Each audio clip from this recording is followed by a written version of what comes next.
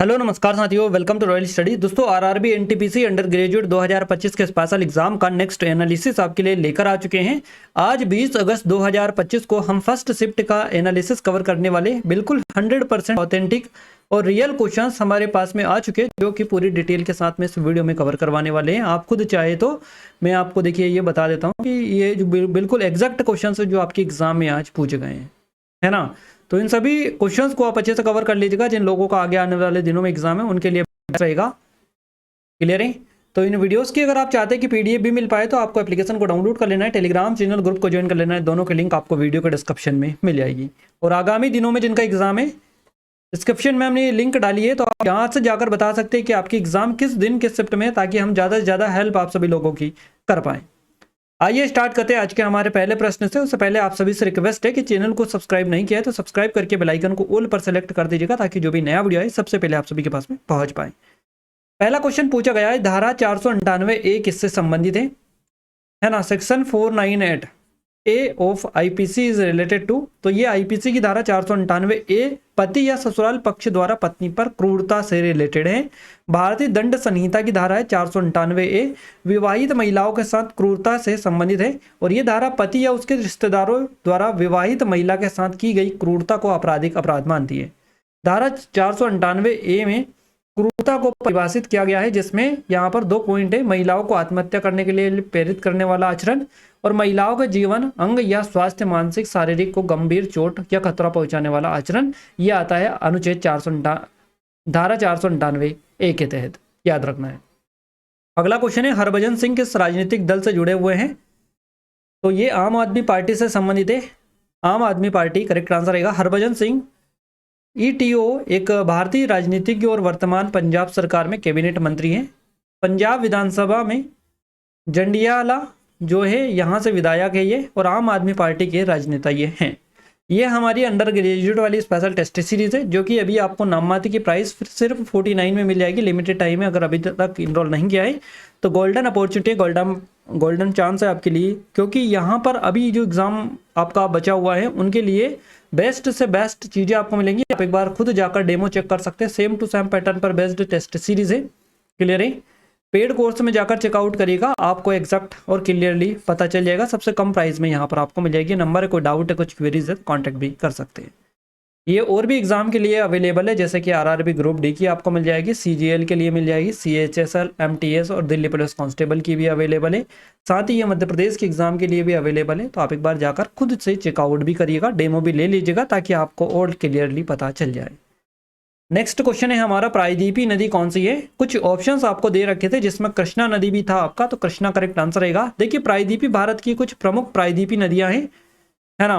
प्रायदीपी भारत की कुछ प्रमुख नदियों में गोदावरी आती है, कृष्णा नदी, कावेरी नदी, नर्मदा, ताप्ती और महानदी, ये सभी प्रायदीपी भारत की कुछ प्रमुख नदियां हैं। ये नदियां पश्चिमी घाट से निकलकर या तो पूर्व की ओर या बंगाल की खाड़ी में या पश्चिम की ओर अरब सागर में गिरती है, याद रखना है आपको। नेक्स्ट क्वेश्चन पूछा है, राज्यपाल को शपथ कौन दिलाता है। वो administer the oath to the governor, है ना। तो हाई कोर्ट यानी कि उच्च न्यायालय के मुख्य न्यायाधीश जो होते हैं, chief justice of high court, ये राज्यपाल को शपथ दिलाते हैं, याद रखना है। यदि मुख्य न्यायाधीश अनुपस्थित होते हैं तो उच्च न्यायालय का जो वरिष्ठतम न्यायाधीश होते हैं राज्यपाल को शपथ दिलाते हैं। अगला क्वेश्चन पूछा है, अजंता एलोरा के शिव मंदिर का निर्माण किस वंश ने करवाया था। अजंता एलोरा की गुफाओं में जो शिव मंदिर है, इसका निर्माण किस वंश ने करवाया था। राष्ट्रकूट वंश के द्वारा इसका निर्माण है ये करवाया गया था, आपको याद रखना है ना। किंग कृष्ण प्रथम ने इसका निर्माण करवाया था। अजंता एलोरा के शिव मंदिर, जिसे कैलाश मंदिर भी कहा जाता है, इसका निर्माण राष्ट्रकूट वंश ने करवाया था। विशेष रूप से यह मंदिर राजा कृष्ण प्रथम के शासनकाल के दौरान बनाया गया था। अगला क्वेश्चन है, एलोरा की गुफाएं किस वंश ने बनाई थी। ये क्वेश्चंस दो अलग अलग लोगों ने दो अलग अलग टाइप से बताया था, हमने दोनों डाल दिया है। क्लियर है। और हम आपको बता भी रहे हैं, ऐसा नहीं है कि आपको हम डबल डबल करके बता रहे हैं कि एक क्वेश्चन के दो क्वेश्चन करके बता रहे हैं। हम आपको यहाँ पर बोलकर बता भी रहे हैं कि ये क्वेश्चन एक ही था, बट हमें दो अलग अलग लोगों ने बताया है, इसलिए हमने दोनों का आंसर देने की कोशिश करिए, ताकि अगर आगे से भी आपका क्वेश्चन बने तो उसके लिए आप पहले से प्रिपेयर हो पाए। क्लियर है। तो क्वेश्चन था, एलोरा की गुफाएं किस वंश ने बनवाई, तो आंसर तो वही रहेगा, राष्ट्रकूट वंश ने बनवाए थे इसको, एलोरा की गुफाओं को। कुछ हिस्सा चालुक्य और यादव वंश से भी संबंधित है इसमें। नेक्स्ट क्वेश्चन है, अरब सागर और पश्चिमी घाट के बीच का जो क्षेत्र है ये क्या कहलाता है। तो ये पश्चिमी मैदान इसको बोला जाता है। अरब सागर और पश्चिमी घाट के बीच के क्षेत्र को पश्चिमी तटीय मैदान कहा जाता है। ये मैदान उत्तर में गुजरात से लेकर दक्षिण में कन्याकुमारी तक फैला हुआ है और इसे 3 भागों में बांटा गया है, कोंकण, कन्नड़ और आपका मालाबार तट। अगला क्वेश्चन है, भारत में हाल ही में हुआ सेना अभ्यास मिलिट्री एक्सरसाइज किस राज्य में आयोजित हुआ है? इसका एग्जैक्ट नाम तो यहाँ पर पता नहीं चल पाया है, बाकी यहाँ पर भारत शक्ति नाम से अगर पूछा गया होगा तो राजस्थान करेक्ट आंसर रहेगा। ये पोखरण फायरिंग जो रेंज है जैसलमेर, इसमें हुआ मार्च 2025 में। क्लियर है? इसके अलावा अगर आपसे अदर एक्सरसाइज से अलग अलग राज्यों में बेसिकली होते हैं, तो अगर आपसे मिलन वाला पूछा है तो ये विशाखापट्टनम रहेगा, युद्ध अभ्यास पूछा है तो ये उत्तराखंड, हिमाचल प्रदेश इत्यादि में रहेगा। नेक्स्ट क्वेश्चन बनाए, हाल ही में टैंक मिसाइल जो लॉन्च की गई है इसे किसने बनाया है? तो DRDO, defence research and development organisation के द्वारा बनाया गया है इसको, है ना। MPATGM इसका main portable anti tank guidance missile है ये, और टैंक आधारित मिसाइल नाग सीरीज DRDO ने इसको बनाया है। तो ये नाग सीरीज अगर बना था तो ये बेसिकली आपका DRDO ही करेक्ट आंसर रहेगा।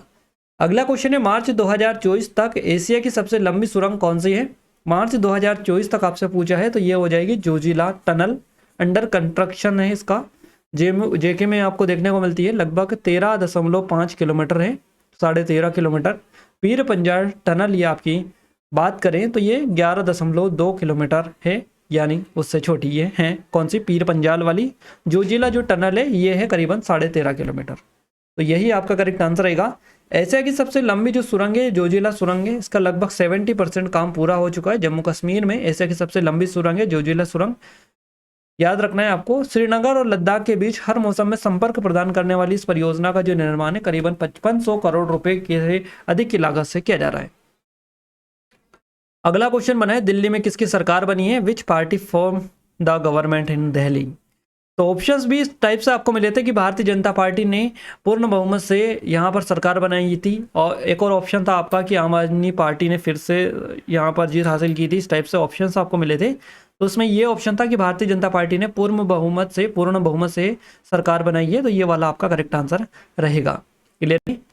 नेक्स्ट क्वेश्चन है, सहकारिता मंत्रालय या सहकारिता समिति कोऑपरेटिव सोसाइटी का संबंध किस आयोग से है? तो सहकारिता कोऑपरेटिव को 97वां संविधान संशोधन 2011 के तहत जोड़ा गया। ये राजस्व सूची और संविधान के भाग 9B पार्ट 9B से संबंधित है, और इस आयोग का जो संबंध है प्लानिंग कमीशन, नीति आयोग में भी सहकारिता सुधार से जुड़े सुझाव दिए गए।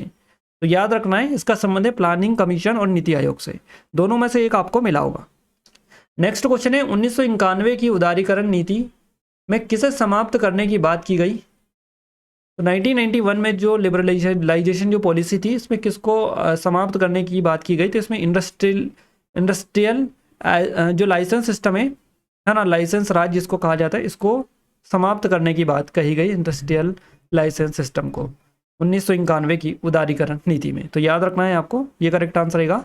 एक और क्वेश्चन हमें बताया था यही वाला हो सकता है ये कि 1991 में क्या बड़ा बदलाव हुआ था? तो यही हुआ था, LIC राज को जो है खत्म करने की बात की गई थी। तो भारत में नई आर्थिक नीति LPG रिफॉर्म्स को लाया गया था, लिबरलाइजेशन, प्राइवेटाइजेशन और ग्लोबलाइजेशन को, है ना। तो इसके थ्रू यही सिस्टम जो है इसमें कुछ चीज़ें और की गई थी, किसको बंद किया गया था, किसको समाप्त किया गया था। तो 1991 में भारत में एक बड़ा आर्थिक बदलाव हुआ। तत्कालीन प्रधानमंत्री थे PV नरसिम्हा राव और वित्त मंत्री थे डॉक्टर मनमोहन सिंह। इन्होंने उदारीकरण, निजीकरण और वैश्वीकरण LPG की नीतियों को लागू किया था, जिसे 1991 के आर्थिक सुधारों के रूप में जाना जाता है।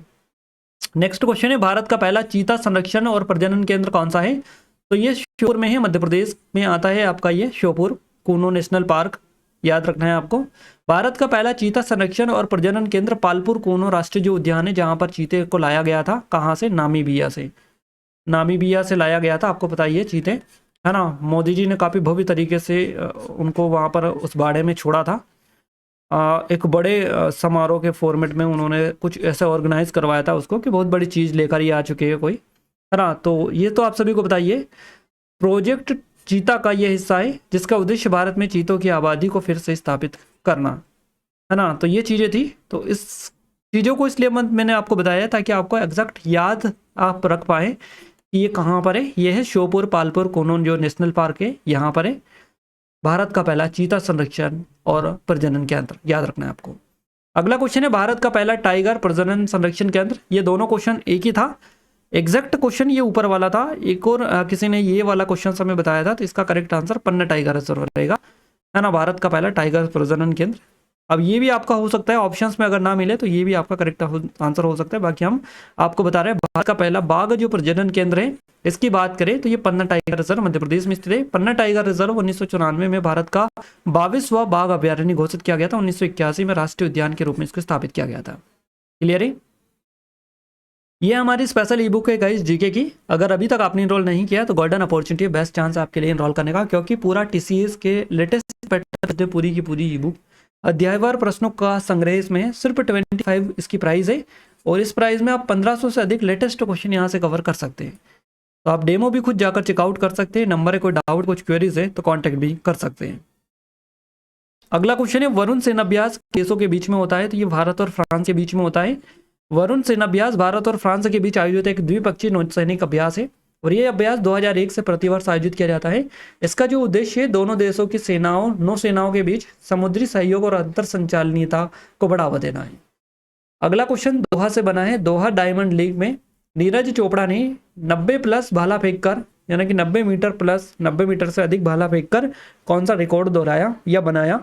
तो भारत के पहले भाला फेंक खिलाड़ी बने जिन्होंने 90 मीटर से अधिक भाला फेंका है, ये रिकॉर्ड इन्होंने बनाया है ना। 90 मीटर से अधिक भाला फेंकने वाले भारत के पहले खिलाड़ी ये बन चुके हैं। इस रिकॉर्ड को इन्होंने बना दिया है। नीरज चोपड़ा ने 90.18 मीटर भाला फेंककर अपना व्यक्तिगत सर्वश्रेष्ठ और राष्ट्रीय रिकॉर्ड बनाया है। नीरज चोपड़ा ने दोहा डायमंड लीग में 90.23 मीटर भाला फेंककर पहला स्थान नहीं जीता, लेकिन उन्होंने जो है 90 मीटर का आंकड़ा पार किया है। इस लीग में उन्होंने 90.23 मीटर का थ्रो करके अपना व्यक्तिगत सर्वश्रेष्ठ बनाया, लेकिन जर्मनी के जो जूलियन वेबर इन्होंने 91.06 मीटर के थ्रो के साथ पहला स्थान हासिल किया है। तो पहला इनका है, दूसरे नंबर पर ये फिर नीरज चोपड़ा है। बट इन्होंने जो है भारत में पहले खिलाड़ी बने हैं भारत के जिन्होंने इतना लंबा भाला फेंका है, याद रखना है आपको। नेक्स्ट क्वेश्चन है संविधान की 5वीं अनुसूची किससे संबंधित है? तो अनुसूचित क्षेत्र और जनजातीय क्षेत्र का प्रशासन से इसका संबंध है। 5वीं अनुसूची भारतीय संविधान में अनुसूचित क्षेत्रों और अनुसूचित जनजातियों प्रशासन और नियंत्रण से संबंधित है। ये उन क्षेत्रों पर लागू होती है जिन्हें अनुसूचित क्षेत्र के रूप में पहचाना गया, जहां आबादी में मुख्य रूप से अनुसूचित जनजातियां शामिल है। इसके अलावा 6वीं अनुसूची किन राज्यों के लिए विशेष प्रावधान करती है, ये क्वेश्चन बना है।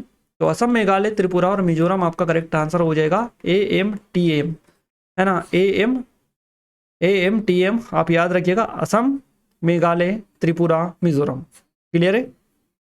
तो संविधान की 6ठी अनुसूची असम, मेघालय, त्रिपुरा, मिजोरम राज्यों के आदिवासी क्षेत्रों के प्रशासन के लिए विशेष प्रावधान करती है। यह स्वायत्त जिला परिषदों के माध्यम से इन क्षेत्रों में स्वायत्त प्रदान करती है। नेक्स्ट क्वेश्चन है अचार को सुरक्षित रखने के लिए किसका प्रयोग किया जाता है? तेल और नमक का यूज किया जाता है, ऑयल एंड सोल्ट का। याद रखना है अचार को सुरक्षित रखने के लिए नमक, सिरका, तेल जैसे सरसों का तेल और साइट्रिक एसिड का उपयोग किया जाता है। सबसे अधिक मात्रा में दूध में पाया जाने वाला प्रोटीन कौन सा है? तो ये केसीन हो जाएगा। दूध में सबसे अधिक मात्रा में पाया जाने वाला प्रोटीन है केसीन, इसका नाम है। गाय के दूध में लगभग 80% प्रोटीन केसीन होता है, और केसीन के अलावा दूध में वह प्रोटीन भी पाया जाता है जो लगभग 20% होता है। नेक्स्ट क्वेश्चन है वन्य जीव दिवस जो है कब मनाया जाता है? तो ये 3 मार्च को मनाया जाता है। 20 दिसंबर 2013 को संयुक्त राष्ट्र महासभा के 28वें सत्र में दुनिया के जंगली जीवों और वनस्पतियों के प्रति जागरूकता बढ़ाने और उनके सम्मान में 3 मार्च को विश्व वन्य जीव दिवस घोषित किया गया था। अगला क्वेश्चन पूछा है प्रचंड प्रहार सेना अभ्यास कहाँ आयोजित हुआ है? तो प्रचंड प्रहार सेना अभ्यास इसका नाम है, यह अरुणाचल प्रदेश में बेसिकली कंडक्ट किया गया है। प्रचंड प्रहार सेना अभ्यास अरुणाचल प्रदेश में आयोजित किया गया। यह अभ्यास 25 से 27 मार्च 2025 तक आयोजित किया गया। इसमें भारतीय वायुसेना, नौसेना और भारतीय सेना, वायुसेना और नौसेना ये तीनों अंगों ने इसमें भाग लिया था। नेक्स्ट क्वेश्चन बना है अनुच्छेद 244 2 किससे संबंधित है? तो 6ठी अनुसूची के अंतर्गत जनजातीय क्षेत्रों के प्रशासन से इसका संबंध है। याद रखना है 6ठी अनुसूची के अंतर्गत यह आता है आर्टिकल 2442। क्लियर है? जिसमें आपका असम, मेघालय, त्रिपुरा, मिजोरम राज्यों के आदिवासी क्षेत्रों के प्रशासन से इसका संबंध है। नेक्स्ट क्वेश्चन है the Himalaya in A small house पुस्तक किसने लिखी है? तो ये अनुराधा रॉय की पुस्तक है, the Himalaya in A small house. एक संस्मरण है जो अनुराधा रॉय और उनके पति रुकुन द्वारा हिमालय में एक जीर्ण शीर्ण झोपड़ी के जीर्णोद्वार और वहां एक नया जीवन बनाने की कहानी कहता है। 14 से क्वेश्चन बना है, अनुच्छेद 14 किससे संबंधित है? तो विधि के समक्ष समानता या कानून का समान संरक्षण से रिलेटेड है, equality before law and equal protection of law. अगला क्वेश्चन, लॉर्ड कर्जन द्वारा भारतीय विश्वविद्यालय अधिनियम कब पारित किया गया था? तो 1904 का करेक्ट आंसर रहेगा। 1902 में, याद रखना है आपको, 1902 में जो है लॉर्ड कर्जन ने भारतीय विश्वविद्यालय की जांच के लिए एक आयोग का गठन किया था, है ना, और इसकी जो अध्यक्षता थी सर थॉमस रेले ने की थी। तो ये 1902 में इसका आयोग का गठन किया गया था और 1904 में इस अधिनियम को पारित किया गया। तो याद रखना है आपको, इस अधिनियम आयोग की सिफारिश के आधार पर 1904 में भारतीय विश्वविद्यालय अधिनियम पारित किया गया था। तो 1904 इसका करेक्ट आंसर आपका हो जाएगा। इस अधिनियम का मुख्य उद्देश्य भारतीय विश्वविद्यालयों पर सरकारी नियंत्रण बढ़ाना था। फाइल क्लोज करने की जो शॉर्टकट की है क्या होती है? Ctrl+W या फिर Ctrl+F4, ये होती है फाइल को क्लोज करने की शॉर्टकट की। 2011 की जनगणना में सबसे अधिक नगरीकृत राज्य कौन सा था? तो ये तमिलनाडु करेक्ट आंसर रहेगा। करीबन 48.45% यहाँ पर जो है नगरीकृत आपको देखने को मिलता है, जबकि कुल मिलाकर भारत का सबसे अधिक जो अर्बनाइज्ड जो क्षेत्र है, ये नगरीकृत जो क्षेत्र है, ये दिल्ली है, उसके बाद में चंडीगढ़ थे, लेकिन ये यूनियन टेरिटरी है। आपसे स्टेट पूछा है तो आपका तमिलनाडु करेक्ट आंसर रहेगा। 2011 की जनगणना के अनुसार तमिलनाडु भारत का सबसे अधिक शहरीकृत राज्य था। 48.45% इसकी आबादी शहर क्षेत्रों में रहती थी। इसके बाद में केरल, महाराष्ट्र और गुजरात का स्थान आता है। नेक्स्ट क्वेश्चन है वर्ल्ड वाइल्ड लाइफ डे, है ना, wild life day, world wild life day. याद रखना है आपको, विश्व वन्यजीव दिवस 2025 की थीम क्या थी? Connecting people and planet, exploring digital innovation in wild life conservation, इसकी थीम रखी गई। हिंदी में अगर अपन बात करें तो वन्यजीव संरक्षण, वित्त, लोगों और ग्रह के निवेश संरक्षण प्रयासों के लिए वित्त पोषण में वृद्धि का आह्वान, इसकी थीम रखी गई। अगला क्वेश्चन है हरिहर और बुक्का को किसने हराया था? मोहम्मद बिन तुगलक ने हराया था। हरिहर बुक्का को मोहम्मद बिन तुगलक ने हराया था। 2 अक्टूबर 1952 को कौन सी योजना शुरू हुई थी? सामुदायिक विकास कार्यक्रम, कम्युनिटी डेवलपमेंट प्रोग्राम, जिसको CDP बोला जाता है, कम्युनिटी डेवलपमेंट प्रोग्राम को शुरू किया गया था 1952 2 अक्टूबर को। यह कार्यक्रम ग्रामीण विकास के इतिहास में एक महत्वपूर्ण कीर्तिमान था। गाइस, ये हमारी स्पेशल टेस्ट सीरीज है। अगर अभी तक आपने एनरोल नहीं किया तो आपके लिए बेस्ट है। जिन भी एग्जाम की आप तैयारी कर रहे हैं उनका एक बार डेमो जरूर से ले लीजिएगा। नेक्स्ट है आपका, कुल कितनी SI मूल इकाइयाँ बेस यूनिट होती है, यानी कि जो SI इकाइयाँ हैं ये कितनी होती है? तो ये 7 होती है। एक होती है मीटर, दूसरी किलोग्राम, तीसरी सेकंड, एम्पियर, केल्विन, मोल और कैंडेला। तो ये 7 SI यूनिट है, आप याद रखिएगा, यही क्वेश्चन आपसे बना रहा। क्लियर है? तो मैक्सिमम क्वेश्चंस जो आपके एग्जाम में आज पूछे गए थे लगभग सारे कवर करवा दिए हमने। आई थिंक यहाँ से काफ़ी ज़्यादा हेल्प आपको मिली होगी। ये अंडर ग्रेजुएट वाली टेस्ट सीरीज है, सिर्फ 49 की नाममात्र की प्राइस पर आपको मिल जाएगी। लिमिटेड टाइम है, रोल नहीं किया है तो अभी कर सकते हैं। गोल्डन टाइम है, गोल्डन अपॉर्चुनिटी आप सभी के लिए। नंबर को डाउट है, कुछ व्यूअर्स कॉन्टैक्ट कर सकते हैं, डेमो आप खुद ले सकते हैं। पेड कोर्स में जाकर चेकआउट करेगा, काफ़ी कम प्राइस में और एज इट इज़ आपको मिल जाएगी फॉर्मेट में, बिल्कुल। और ये और भी अवेलेबल है बाकी एग्जाम के लिए, ये भी नॉमिनल प्राइस पर आपको मिल जाएगी। ये स्पेशल ई बुक है जो कि सिर्फ 25 में मिल जाएगी और आपको 1500 से अधिक लेटेस्ट क्वेश्चन यहाँ से कवर कर सकते हैं। इन वीडियोस की PDF के लिए एप्लीकेशन को डाउनलोड कर लीजिएगा, टेलीग्राम चैनल ग्रुप को ज्वाइन कर लीजिएगा, दोनों की लिंक आपको वीडियो के डिस्क्रिप्शन में मिल जाएगी। क्लियर है? वीडियो कैसा लगा कैसा नहीं लगा कमेंट में कमेंट करके जरूर से बताइएगा। वीडियो अच्छी लगा वीडियो को लाइक और चैनल को सब्सक्राइब जरूर कर लीजिएगा। साथ ही वीडियो को लाइक करने के साथ साथ इसको शेयर अपने दोस्तों के साथ जरूर करें ताकि हमें सपोर्ट मिले, मोटिवेशन मिले, आपके लिए और अच्छे से अच्छे वीडियोस हम लाने की कोशिश करते रहें। तो मिलते हैं हमारे नेक्स्ट स्टडी वीडियो में, तब तक जय हिंद, वंदे मातरम।